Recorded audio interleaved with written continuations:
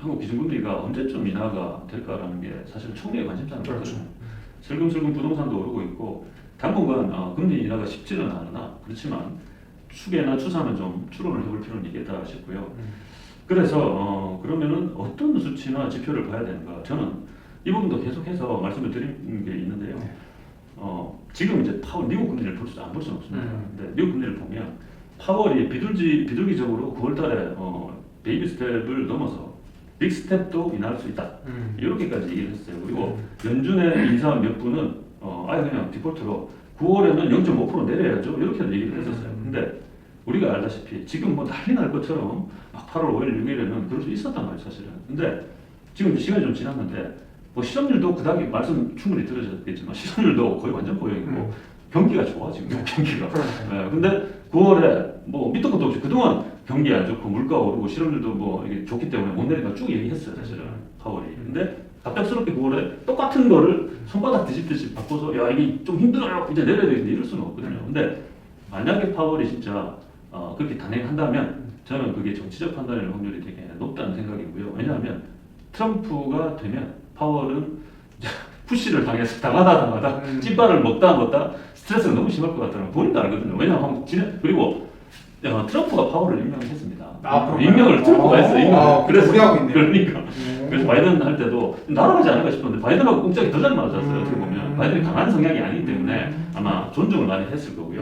이건 미루어 짐작한데 근데 트럼프는 존중 따위를 한 사람은 아니죠. 사실은 파월은 안 돼! 뭐 이런 식으로 이제 막대한 듯이 하지 않았을까 싶은 거고요. 그럼 잠깐 또 질문이 그러면은 그 기준금리를 만약에 인하하는 거는 바이든이나 트럼프 누구한테 이런 거죠? 그게 11월 대선이 끝난 후하고 그 전하고 그 전에는 그러니까 9월이거든요. 네, 9월. 그러니까 지금 9월 다 얘기하고 그렇죠. 있잖아요. 9월에 내린 9월에 거는 명백히 지금 이제 집권하고 있는 집권당입니다. 바이든한테. 그죠. 민주당 쪽 해지 쪽에 유리하다. 네, 당연히 그렇습니다. 그거는 어쩔 수 없고요. 표심이라는 게 간대지 않습니까? 그렇게 금리 인하를 내렸다라는 건 피상적이지만 그걸로 인해서 내가 뭐가 주머니에 뭐 또 들어와 대출도 원활해. 근데 막 떨어져가지고 이자가 덜 나가. 그렇죠. 생활에 들어가면 생활이 더 그래, 편해지니까. 그렇죠. 그래. 뭐 이제 나쁘지 않은 것 같아. 뭐 이런 식인 거예요. 그게 몇 프로라도 그런 생각을 가지게 되면 지금 보면 박빙이거든요. 그렇죠. 사실은. 그럼 몇 프로가 영향을 미칠 수 있죠. 상당하죠. 사실. 두고 보면 이스뮬레이션을 조금만 해보면 됩니다. 이제 9월에 인하를 하면은 이제 민주당 쪽이 그렇죠. 이제 대선 이후에 하면은 만약 트럼프가 되면 트럼프 무조건 내리라고 할 거거든요. 그러면은 자기가 있을 때 자기한테 유리한 걸 하니까. 그 전에는 최대한 내리지 않고 있어야 그렇죠. 자기가 됐을 때 이제 그렇죠. 내리기도 편하고. 예. 야 그러면은 진짜 거의 뭐 정치적으로 거의 머리 굴러가는 소리가 여기까지 들렸어요. 그러니까 이건 저는 이게 왜냐하면 계속 이제 저는 글을 쓴다고 이 사람들이 어떤 식의 태도를 취했는지 계속 봤거든요. 그리고 그 글로 썼기 때문에 이제 어떤 뉘앙스로 움직이거니라고 어느 정도 생각이 되는 겁니다. 그래서 저는 계속 이게 거의 몇 년 전부터 파월의 일이나 전도표 따위를 믿으면 안 되고 이걸 보지 말라고 그래요. 소음이니까. 그럼 뭘 봐야 되니까? 다시 말씀드리면 원유 가격을 보면 돼요. 원유 가격. 진짜 힘듭니다. 이거 몇 년을 얘기했는데 그죠? 그 원유 가격 얘기 전에. 근데 약간 저는 지금 이게 내리느냐 안 내리냐가 이번 대선에서 누가 될 가능성이 높냐를 더 봐야 되는 거 아닌가요? 이제 민주당 해리스가 될 거냐, 트럼프가 될 거냐, 어느 쪽에 될 가능성이 높냐. 근데 그것도 볼 수 있는데 그건 사실은 신의 영역이죠. 지금 박빙이고 이런데 내가 여기서 어떤 역할을 액티브하게 주도적으로 할 수 있는가를 파월은 왜냐하면 박빙이 아니면 말씀하신 대로 솔직히 트럼프가 이게 암살이라고 해야 되나 하여튼 뒤로 방송을 맞았을 때는 그때 막 이러고 했잖아요. 누구나 트럼프 다음 대통령은 트럼프다 이렇게 했잖아요. 그럴 때는 이제 기준금리를 이제 인하 못하는 거죠. 인하할 이유가 없잖아요. 맞아. 어차피 되자마자 파월은 나는 푸시 올 건데 기다리고 일단 그때 내리면 되겠죠. 상황이 나쁜 것도 아니고. 지금은 그게 아니지 않습니까? 그러니까 파월이 비둘기처럼 막 이제 쪼아대는 거예요. 저는 그러한 스탠스를 이제 제가 뭐 100%는 모르지만 이게 아까도 말씀드렸지만 파월이 머리 굴러가는 소리가 여기까지 들린다는 게 이게 정치적이 안 될 수가 없습니다. 파월의 그동안 이제 행태나 행위를 보면. 그러니까 이게 파월 입장에서도 민주당이 될 가능성이 높다. 아니면은 내가 기준금리를 9월에 인하했을 때 그게 이제 민주당이 될 가능성을 높여서 민주당이 될 수 있다라는 생각이 들었을 때 9월 금리 인하를 단행을 할 수가 있겠네요. 그러면은 민주당이 또 만약에 이런 파월에 뭐 이런 거 물론 노골적인 지지라고 하긴 그렇지만 이런 액션을 통해서 됐단 말이에요. 해리스가 됐어. 그럼 파월을 무시할 수 있을까요? 절대 그렇게 못하죠. 지분이 생기는 거예요. 이런 것들을 파월 정도 되면 누구나 잘할 겁니다. 그렇죠. 네, 안 그렇겠습니까? 하여튼 그런 류의 비둘기적인 발언을 쏟아낸 거예요. 그래서 근데 원유 가격을 저는 봐야 된다고. 그러니까 이제 원유가는 어떤 측면에서 봐야 되는 건지. 저는 또 계속 원유 가격을 왜 보냐면 달러가 많이 풀렸다는 거는 이건 지금 상식이잖아요. 너무 많이 M2가 너무 많이 풀렸고 그래프도 있고 뭐 이건 팩트입니다, 팩트. 근데 양적 긴축을 제대로 안 한 상황, 그걸 흡수를 제대로 안 한 상황에서 달러 가치를 올리기 위해서는 딱 두 가지예요. 세 가지 정도 되는구나. 하나는 금리를 인상하면 지금 더 올리면 달러 가치는 더 있는 거고요. 네. 양적 긴축하고 동시에 그리고 달러가 쓰여질 루트, 채널 이런 것들을 대폭 늘리면 돼요.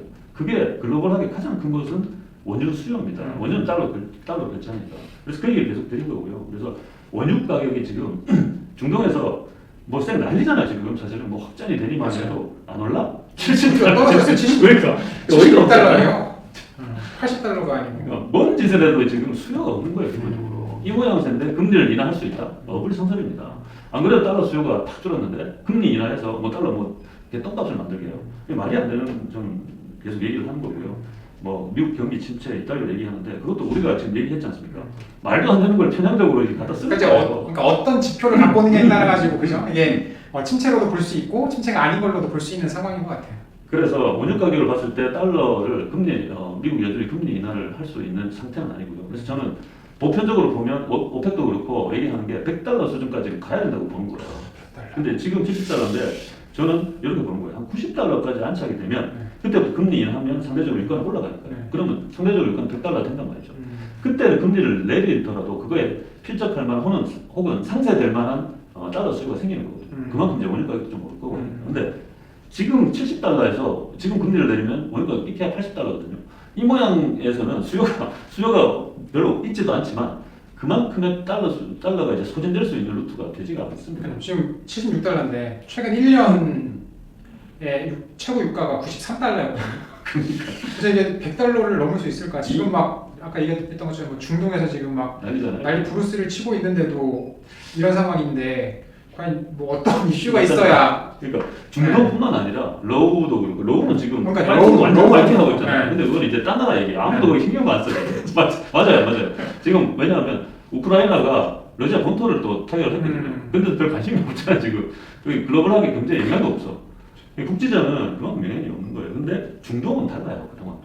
지금 이제 확전이 안 되게 됐는데 지금 보십시오. 근데 이스라엘이 뭐 하마스 1입자인가 그걸 이란에서 죽여버렸고 로켓 쏴갖고 그러면서 이란이 대규모의 전면전을 이제 예고를 한 바 있죠. 근데 안 치잖아요. 지금 전면전 안 하고 있어. 왜냐하면 잘못하다가는 이란이 지도에서 지워질 수도 있거든요. 그래서 무서운 거예요.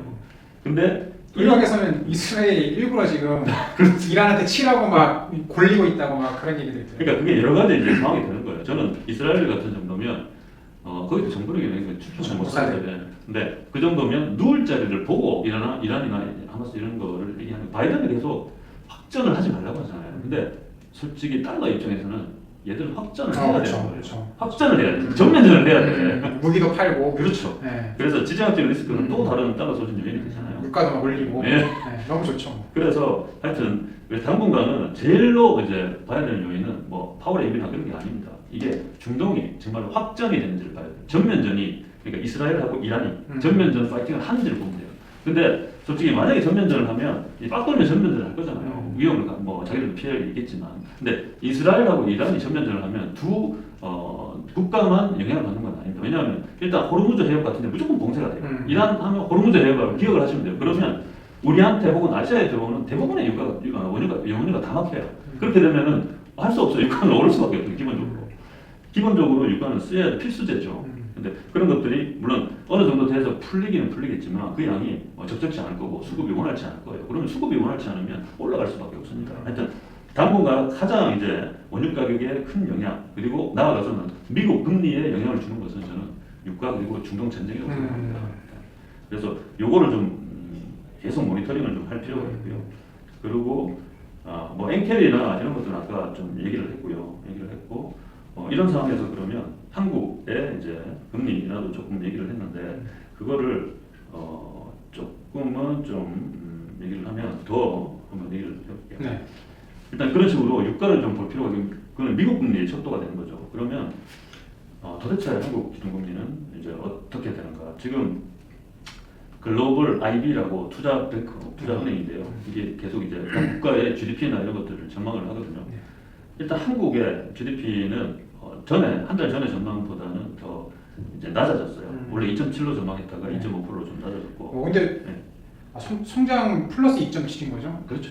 플러스죠. 성장은 그것도 나쁘지 않지 않습니까? 네. 일단 이 정도면은 굉장히 뭐 이상해요. 나쁘지 않고 그렇지만 좀 낮아진 것 같습니다. 그런데 그거보다 더 이제 우리가 이제 항상 외환 보유고나 이런 거에 신경을 많이 쓰고 있는데요.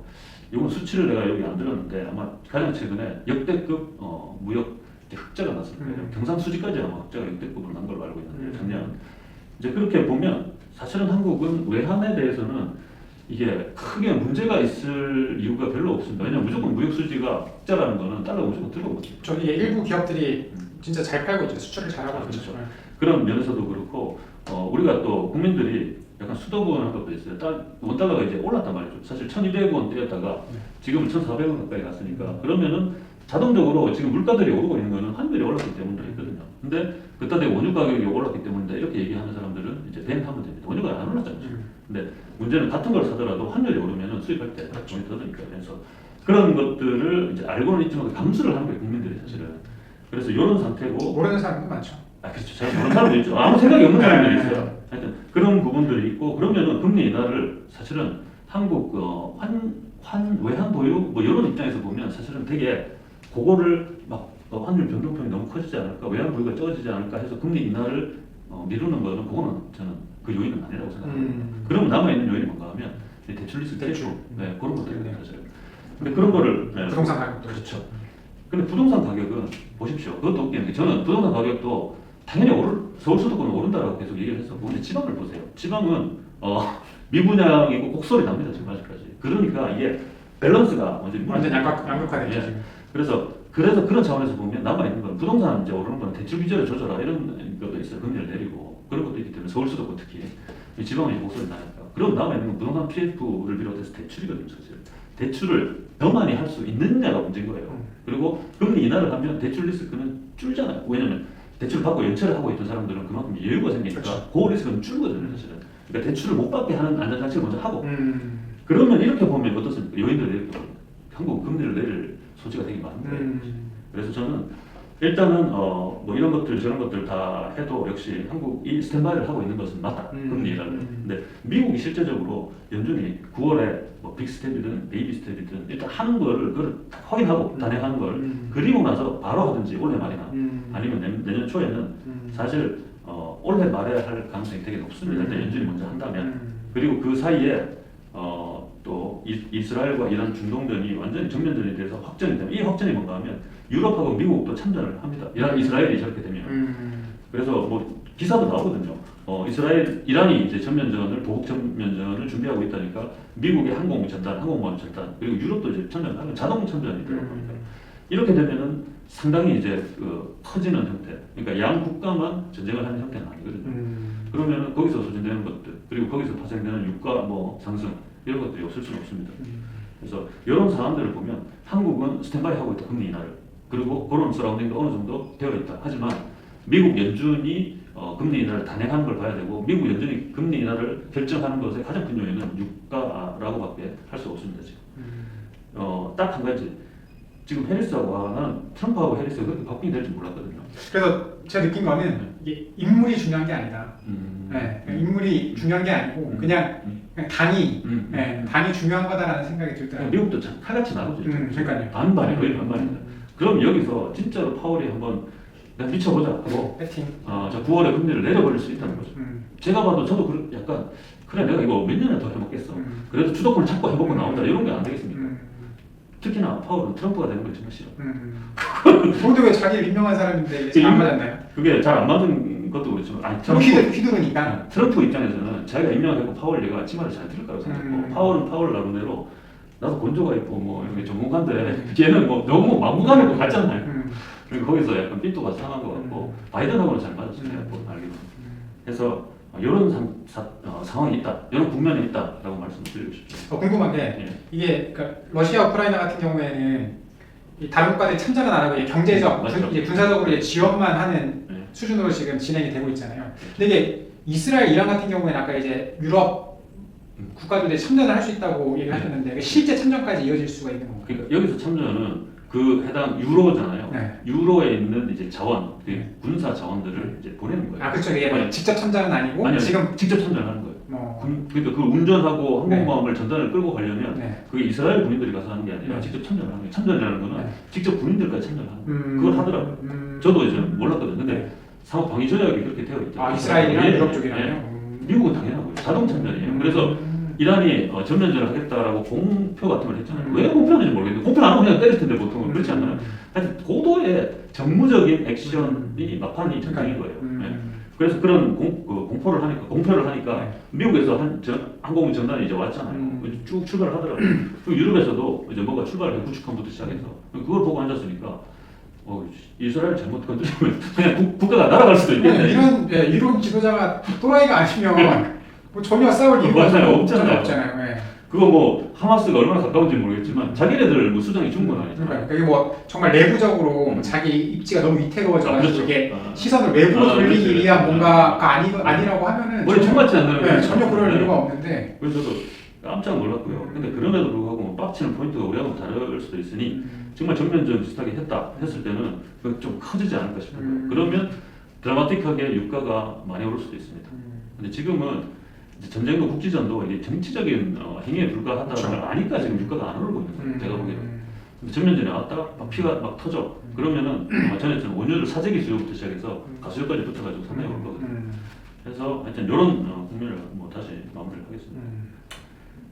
다행히 금리 인하는 어느 정도 가시권에 온 거는 같은데, 네. 근데 그거 전에 우리 투자자 특히 부동산 무주택자 분들은 서울 수도권에는 뭐라도 하나 사야 되지 않을까 그렇게 생각합니다. 이게 일단은 서울 핵심지가 이제 그 전에도 높은 가격이었는데 그 전보다 거의 10억씩 더 뛰어서 오르는 가격에 또 매수가 되고 이게 트리거거든요. 그런 식으로 이제 고점을 높여버리면 쭉 따라갑니다. 이게 시간이 좀 걸리겠지만. 그래서 그것은 그냥 한두 사람이 가격을 올린다고 되는 게 아니라 일단 돈이 많이 풀렸어요. 돈이 많이 풀린 대로 그 가격이 이제 수렴되는 거예요.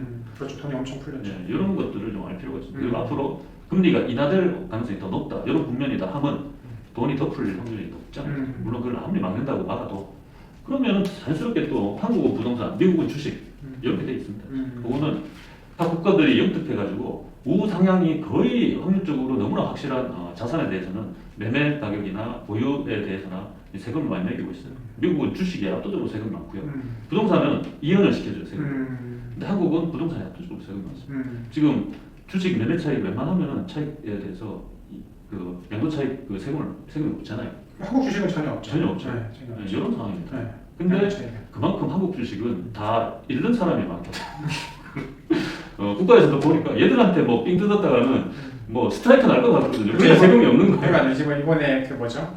밑으로 이제 금투세 추진하는 그 민주당 이제 의원이 계신데 이번에 이제 증시 폭락한다는 아주 그냥 거의 뭐 엄청난 공격 집중 포화를 맞잖아요. 한 번씩.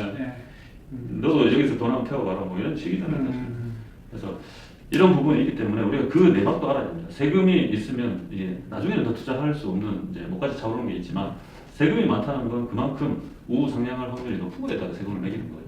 저는 그것도 어느 정도 이제 우리가 봐야 되지 않을까 싶습니다. 그리고 저도 개인적으로는 뭐 이제 뭐 서울 부동산 특히 이제 핵심지 부동산을 이제 눈여겨봐야 된다고 생각을 하는데 그거랑 추가적으로 이제 한국에 이제 굉장히 싸잡아서 이제 저평가되어 있는 이제 배당 성장주들. 그러니까 이게 한국에 상장되어 있긴 한데 실질적으로는 해외 매출 비중이 이제 훨씬 크고 그런 것들 현재 주가 대비 순이익률도 이제 뭐 거의 뭐 이제 20% 수준. 배당금 수익률도 뭐 이제 뭐 7%, 뭐 6, 6%가 7%가 넘고 거기다가 이제 앞으로 이 글로벌 시장의 성장을 바탕으로 계속해서 이제 점진적으로 이제 성장할 수 있는 이제 그런 그런 기업들의 주식들도 이제 싸잡아서 이제 다 한국 주식으로 매도 당하면서 저평가되어 있는 그런 주식들이 있거든요. 이제 그런 주식들도 살펴볼 만하다. 네, 살펴볼 만하다. 관심을 가지면 좋을 것 같다. 장기적으로 추천이나 이렇게 한 번씩 하고 이제 뭐 일단은 저는 주식이나 부동산을 하는 사람들의 스타일 자체는 성향 자체는 좀 다른 것 같아요. 일단 그래서 딱 보시고 얘기하는 걸 들어보시고 일단은 나는 저런 부분에 맞겠다 혹은 뭐 이런 게 맞겠다 이렇게 선택을 하셔서 계속 본인이 혼자 스터디를 하시죠. 그죠. 맞아. 그건 어쩔 수 판단은 이제 없어요. 본인의 판단이고, 네, 어쩔 수 뭐 이제 저희도 뭐 틀릴 가능성이 있으니까요. 당연하죠.